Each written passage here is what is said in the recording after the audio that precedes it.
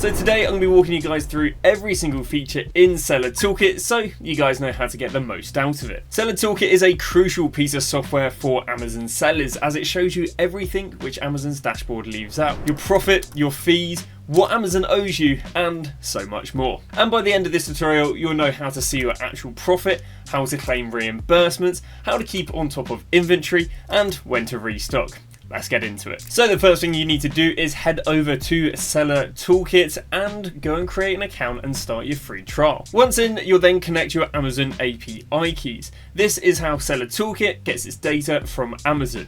And within a matter of 5 minutes, you should be all set up. Now, SellerToolKit is already going to start importing your old data and all current data. So starting off with the first thing that you guys are going to see, and that is going to be the SellerToolKit dashboard. Now, one of the main things here is showing you the stats. Now, for here, we've got today's stats, and you can see we've got profit on sales, we've got the sales, we've got units, and we've got return on investment. Now, right here, we've got the data for today, but you can see that we can set the data up for yesterday, last 7 days, 30 days, month to date, or if you want to go and put a custom time range, maybe you want to go and put 2 years in, 3 years in, the last 14 days in, you can go and set it right there.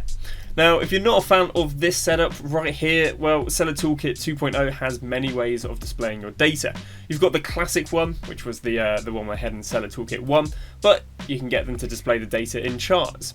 You can get them to display the data in tables, or you can go and get them to display the data in time series. Personally, I have mine all set up as tables. And the great thing about SellerToolKit is it all updates automatically. You're not having to refresh the page every 5-10 minutes. When there's a brand new sale, the whole thing will refresh and it'll go and show you, well, an updated profits and updated sales. And a great thing that they've added more recently is the order list. So you can go and see what's sold without having to go to your orders. It's all conveniently here on the dashboard. So what is the main difference between SellerToolKit's dashboard and Amazon Seller Central dashboard? Well, Amazon Seller Central dashboard basically just shows you revenue, whereas as you can see right here, SellerToolKit's dashboard shows you the profit after all the fees. So as a result, it adds in, or it involves the cost of goods, adds all the fees in and all the charges that Amazon has, in which you won't go and find on Amazon Seller Central's dashboard. And another great feature that SellerToolKit has that you won't go and find on the Amazon Seller Central is because it's showing you the profit, it also is using a first in, first out system. This means, for example, if I bought 10 items at £10 and then when I bought the second set of those items for £7, if the first 10 sells, they're going to work out the profit as if the cost was £10. And then when I move on to the 11th through to the 20th sale, then it'll go and work out the profit where the cost of goods was £7. This is great for working out what your profit is rather than just making estimates and guesses. So the first feature we are going to be walking you guys through on SellerToolKit is going to be cost of goods. Now, we've just said cost of goods are basically vital for knowing how much money you're making, what your profit is. And SellerToolKit again uses a great system of first in, first out. That again, your first 10 that you add on to the cost of goods here is going to be the first 10 that's going to work out. So we're going to scroll down here to cost of goods and we're going to show you guys how to go and import your data. So let's go and use the example of the Yankee candle right here and show you guys how to go and add your costs. So what you can do is you are going to head over to the edit costs. Again, you can do this on iOS, you can do it on your mobile, you can do it on your PC. I myself have done it on lots of different devices. And what we've got right here is we've got a breakdown of what costs have there potentially been to get this Yankee candle to Amazon. So the first thing, unit. Unit is basically what you bought it for. So again, if I paid £5 for the Yankee candle, we're going to put £5 including VAT. And if you want to go and put prices without VAT, you're more than happy to go and put prices without VAT. Now, delivery. Now, SellerToolKit does automatically track the delivery inbound to Amazon. So for example, it costs about £3.16 to send in 15 kgs worth of stuff to Amazon. That's actually incorporated in a different part, so personally you don't need to leave that. And then prep fee, this is for example if you've got a prep center, or even I guess if you've gone and wrapped this Yankee candle like you probably should in a bubble wrap bag. Maybe that bubble wrap bag is going to cost you 50p, so you can put 0.5 there. Because now what it's done is it's worked out that actually that Yankee candle you bought for £5, it actually cost you £5.50 to send it into Amazon, which again Amazon's Seller Central isn't going to know that, but you can put all these costs in here. Now, what you can go and do here is you can put the quantity. This should be automatically correct, but you can just double check it. A nice thing right here is you can put the supplier's name. Now, if you can never remember where you source your products from, or if maybe you don't have a spreadsheet, this is a really good way and a really nice way of getting a hyperlink attached to the product. So for example, let's say I bought it from the Yankee Candle website itself. I could go and put Yankee Candle. I could then go and find the website and then drop the URL, meaning let's say I completely sold out this Yankee Candle. All I'd have to go and do is I'd have to go and click on the link that's attached to this, and it will automatically send me over to the product page. Now, if I actually went and resupplied this Yankee Candles, again, let's say we're about 5-6 months in the future, I've started on all the Yankee Candles and I've gone and bought a bunch more, and actually this time they've only cost me £4. Well, what I'm going to see is I'm going to see a brand new listing here pop up for Yankee Candles, but what it's going to do is it's going to say the cost of goods are £5.50 because it's going to remember everything that you put in last time. So let's say, for example, again, there's a new listing. What I would then have to do is click on that new listing and just change that price to £5 or £4. This is basically taking advantage of SellerToolkit's first in, first out system, because now what it's going to do, rather than you not updating your cost of goods and it's saying actually you're not making quite as much money on the Yankee Candles, it's now going to update those cost of good prices, which means that the next, I don't know, 5, 10 or whatever you sell in the future is now going to have that updated profit and show you that actually your business is a lot more profitable than maybe it previously was stated. And this also works vice versa, and I'd argue more important vice versa. So let's say the Yankee Candles actually went from £5 to £6. Now that they're more expensive, you want to put them in, and it might actually show you, ooh, especially if the price of that Yankee Candle what you're selling on Amazon drops, maybe it isn't worth stocking anymore. So it's very important to keep on top of your cost of goods. And they've actually got yet another feature to help you keep on top of your cost of goods, and that is heading over to the cost of goods bit and going to missing. Missing will basically show you everything that doesn't have a price allocated to it. So I think in this example, it's got a prep price, but it doesn't have a unit price. So it's basically saying, oh, you might have overlooked this one, or it's basically helping you keep on top of your cost of goods, making sure that your profits are as accurate as possible. And on the topic of keeping stuff nice and clean and accurate, if you guys are interested in trying out SellerToolkit, there is a link in the description where you can start your free 2-week trial. So the next feature that we are going to talk about is reconciliation. Now, reconciliation is basically when Amazon lose your products, they might damage your products, or they don't go and chase returns. And as a result, you basically need to get your money back from when Amazon do this. And just straight up trusting Amazon is highly not recommended. Because again, Amazon a lot of time, there's no incentive for them to tell you that, oh, we owe you 10 quid here, we owe you 20 quid here, or you can even get, reconciliations a lot higher than that. So as a result, SellerToolkit have produced their own sort of systems, or it's kind of automatically worked out when they should be reconciling you. So to find this, what you want to do is you want to head down here to the FBA reconciliation. And you've got either inventory or shipments. Now in this example, we are going to be clicking on shipments, but there are also going to be stuff to reconcile in inventory. That, for example, might be when a return doesn't get sent back to Amazon, you need to go and get reconciled for that. But we're going to be using shipments. Now, how do FBA, or how do you get reconciled for shipments? This is if I bought 10 things and I sent them in and Amazon went, oh, we've only got 9 things. Well, that's not great, because between you sending it to them, they've lost something, and if you've used a partner carrier, they are held reliable for that. So we can see right here, we've got a few FBA shipments. Now again, you would have to do this manually, but SellerToolkit has kind of basically worked it all out. So we can see right here that we said that we were going to send over 52. They received 47, so they're missing 5.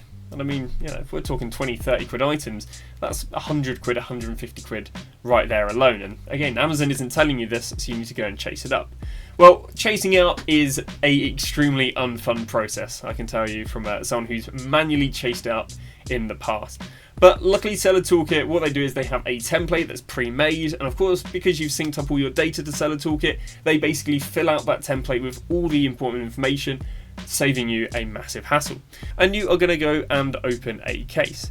Now, when you go and click on open a case, what it's going to do is it's going to send you to it's going to send you to Amazon Seller Central, and basically it's going to be a full filled out form, and all you need to do is go and submit that form. And here we go. As you can see, we click on it right there and it sends us over to Seller Central. So that is one of the main things that you're going to have to get reconciled for, but the other ones are when they basically damage units, or they randomly lose units. It sounds crazy, but you'll have to take my word for it, it does occur. And again, that is other stuff you need to go and chase up reimbursements for. So for example, we're on the right side here, we're going to scroll down there to missing, and what it's going to do is it's going to find kind of a discrepancy. So we say, oh, there should be 1 unit in Amazon, and Amazon go, oh, we can't find any. And if this case happens, then what you want to do is you want to, again, go to the right side, going to go here and we are going to go to shipment reconciliation for SKU. Once we've clicked on that, we're then going to have another little dashboard pop up, and then we're going to go and open a case. And again, it's going to go and do a pre-filled out templates, and all you got to do is go and submit that case over on Amazon Seller Central. It is nice and easy. So now what we're going to do is walk through a tutorial on how to go and reconcile a missing item. Now this might be something that was returned but never was returned, or this might just be something that Amazon have damaged or somehow lost in the warehouse. So to get to this page, what you can do is you're going to head to the FBA reconciliation, and it's just going to be under inventory. It might be under missing, might be under past due pending, but you'll find an item a little bit like this. Now this is an item that has gone missing, so we want to get reconciled for it, or reimbursed. So at the top you can see there are a bunch of things. Well, we are going to want to go to the reconcile dashboard. Now once we are here, we are looking to go on to the envelope, which is going to be raise a case. Now this isn't going to raise a case automatically, but what it is going to do is it is basically just going to create a template that we can use. So we want to go and copy this template right here, and then we want to go to Amazon Contact Us. Now when you go to Amazon Contact Us, you are going to get put right here. I would normally go, my issue is not listed, and then what you can do is you're going to go and paste what you had right here. So this again is going to have the SKU, it's going to have the FN SKU, and it's going to basically have the terminology which you have to use to let Amazon know what you want a reimbursement for. Include any relevant information. I would then just go and put the SKU and the FN SKU, or one or the other, it wouldn't really matter too much. And then what steps have you taken? Something along the lines of, I've waited 30 days and have not been reconciled, or it's not been found. I've waited 60 days and it's still missing. And then all you need to go and do is continue. If you want, you could go and upload a invoice, but you should be able to just leave it at that. And that is how you can go and use the likes of SellerToolKit to get yourself a bit of money back on Amazon's incompetence. Now, if you're new to Amazon, this is a really big thing to keep on top of. Why is it a very big thing to keep on top of? Because actually Amazon only give you X amount of days to go and chase reimbursements. Meaning if you maybe gave it like 4 or 5 months after you should have been reimbursed and were like, oh, now I'm clued up enough to know about reimbursements, let me go and chase them. Well, there is a chance that you're too late. This is something I had happen to myself personally when I was starting out. This is why kind of being knowledgeable on this subject really does pay its dividends. Because if you know that you should go and chase reimbursements, it means you're never going to get, or you're never basically going to be chasing them too late and missing out on some easy money that Amazon owes you. And the system works very similar to what I just showed you with reconciliation. You just need to head to reimbursements, go to the reimbursements, and again, there should be a tab over there to go and make a claim. You're going to make your claim, it's going to head directly to Amazon Seller Central, and all you can do is submit that claim. Some users have been able to recover over £2,000 just from this feature alone. There are some third-party services out there that actually will do this for you, but they normally take about a 20 to 30% cut. Well, over at SellerToolKit, they take absolutely nothing. They find the reimbursement, they make the template, all you gotta do is submit the claim and then receive 100% of the reimbursement. So the next feature that we are going to cover over on SellerToolKit is going to be the repricer. Now, most reprices kind of work like a black box. You set up a rule and the price just drops and drops and drops. And well, the problem with Amazon is once something's sold, you can't go and say, oh, actually, I didn't want to sell it for that. I'm not going to send it out to you. If your repricer has absolutely flawed the price of your product, there is no going back. If it's going to copy the wrong person or copied someone when maybe you wouldn't want them to get that low, well, you can find yourself taking some big losses. So SellerToolKit's repricer is very in-depth and it shows you every single calculation and why prices have moved. So some of the key features of the repricer is setting minimum prices and maximum prices and setting how you want to compete for the buy box. So the dashboard within the repricer itself is really useful for helping identify inactive SKUs where you have a low share of the buy box, or those that are currently at minimum price. This allows you to address them and to stop you losing profits sooner rather than later. This allows you to fix these issues before they eat into your margins too much. So SellerToolKit does provide a template and a ruling guide, although to make the most and to beat your competitors, you need to work on these in depth rather than just leaving them at the defaults. But although having a template rule to really get the most out of it and to be able to compete with the competitors, you really need to be fine-tuning the rules rather than leaving them at the defaults. So time to talk about a fun part but an essential part of really knowing if your business is profitable or not, and that is the fees and expenses. Now, it is an absolute nightmare / near impossible to find all the fees and expenses, especially in a convenient place on Amazon's dashboard. But SellerToolKit have basically put them all in one place, and it makes it very nice and easy to work out how profitable your business is. Now, one of the places there is other fees. So other fees include loads and loads of the fees. For example, the FBA disposal fee, removal fees, storage fees, customer return fees, inbound program fees. We've got more inbound programs fees, and then actually you can go and set up additional fees that SellerToolKit might not know about. For example, if you're using other software, for example, if you're maybe paying interest on a loan. Obviously, SellerToolKit isn't going to know about this, but you can just go and manually set these up in the fees and expenses and credits part over on the left. And although this is a really boring part and no one likes to know that they're making less profit than they actually are, it is a basically essential part of the business, because again, it can be the difference between, well, is your business operating profitable, or do you maybe need to try to start working on your margins because, well, all these fees you didn't expect previously or maybe weren't so aware of, well, eating at your profits. So definitely for the more advanced sellers out there, but it can be an absolute nightmare basically operating on multiple markets. This means that someone might be operating on the English market, they might be operating in the Italian, the French market, and trying to keep on top of profits with all the currency conversions and just even transitioning between your stores can be an absolute nightmare. Well, SellerToolKit has got all of these stores and they basically put your data in one place. As you can see right here in the last orders, this account is selling on the Italian market, it's selling on the Great Britain market, it's selling on the French market, but all the profit and sales are combined. Again, this is really, really useful for one, working out what store is maybe more profitable than others, and on top of that, just working out how profitable your overall business is, rather than having to navigate multiple stores on the Amazon Seller Central. So if you want to stop guessing and start making decisions on accurate numbers, click on the top link in the description. That will give you guys a trial over on SellerToolKit for 14 days. Once you've got your SellerToolKit account, you can go and link it up to your Amazon account and it will start inputting the data instantly. And from this, most users manage to find reimbursements that they weren't even aware of within a couple of days. So again, click on the link below to get started for free. And if you want to get clearer on your Amazon profits, make sure to go and check out this video.